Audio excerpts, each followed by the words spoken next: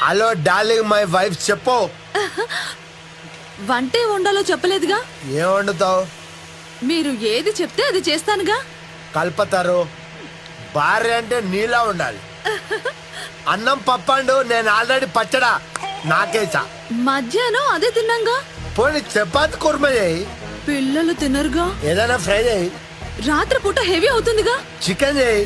అయ్యో ఇవాళ గురువారం, మీరు మర్చిపోయారుగా. దీని తల్లి హోటల్ నుంచి ఏమైనా తీసుకురానా? హెల్త్ పాడవుతుందిగా.